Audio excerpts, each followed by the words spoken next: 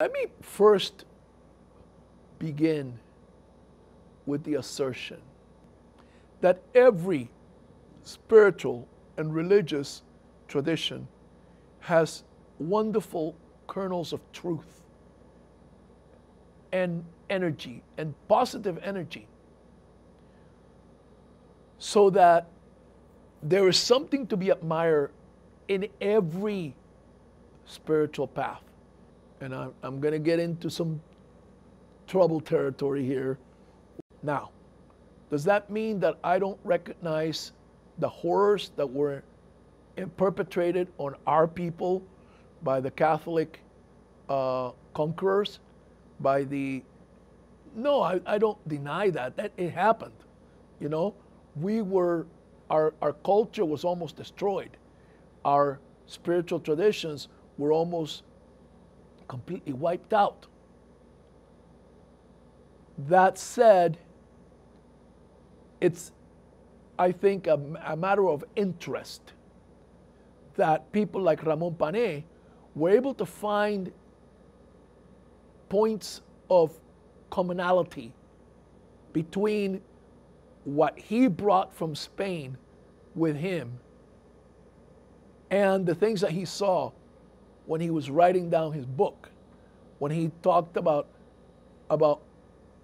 Yokahu. Yeah, he got it wrong. He said Yokahu is God. And unfortunately, there's a lot of Taínos nowadays that say, yeah, Yokahu is God.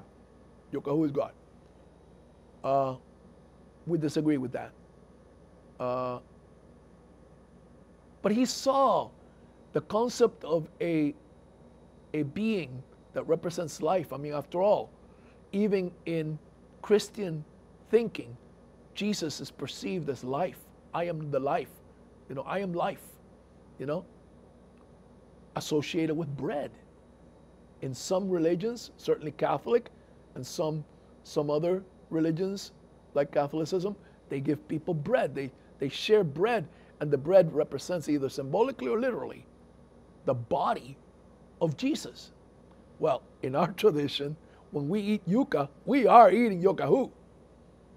Yokahu is the yuca. So there's an amazing parallel there. You know, in Maya tradition, their yuca is maize, corn, right?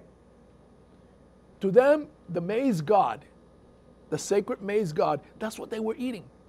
And it's there's no difference. You know, when they ate maize, when they ate their tortillas, well, they still do, you know, they were consuming the body of their god, of their maize spirit. So Yokahu is the maize, our maize spirit. Yokahu is the Lord of the yucca plant, okay? And so when a person goes to church and gets that host in their mouth, that little piece of bread, there's a certain similarity, a parallel between what they're doing and when we eat yuca or cassave, right? So these things do exist. They cannot be denied. The full name of Yokahu is Yokahu Pagua Maorokoti. Yokahu, he who lords over the ocean. Bagua means the ocean.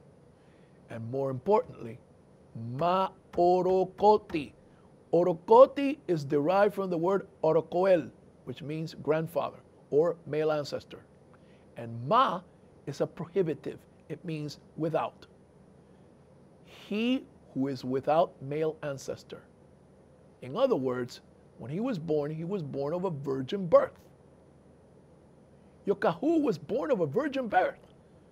Who do you know about that's like that, right? Don't we know somebody else that was like that? In their mythology, their savior, their prince of life, was born of a virgin birth, of a woman that had not had relations with a man. So there are inevitable parallels here, inevitable parallels.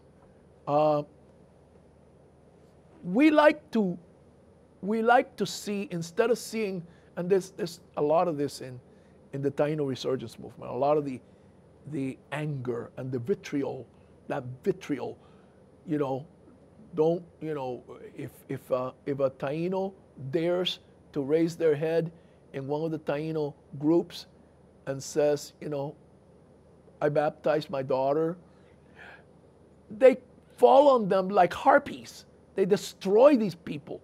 They tear them apart. That you're not a Taíno. You can't be a Taíno and be a Catholic. You can't be a Taíno and be a Protestant.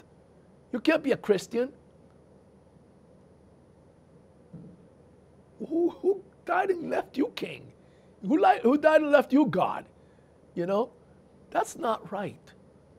There are Christian Taínos out there. They're not any less Taínos than we are. I don't agree with their path, their spiritual path. I'm not a Christian. I don't believe in all of that mythology. I have a different mythology, But mythology is important. Mythology is valuable. It is not lies like most people when they say that's a myth. They're saying that's a lie. No, real mythology is an important element of human behavior, human expression.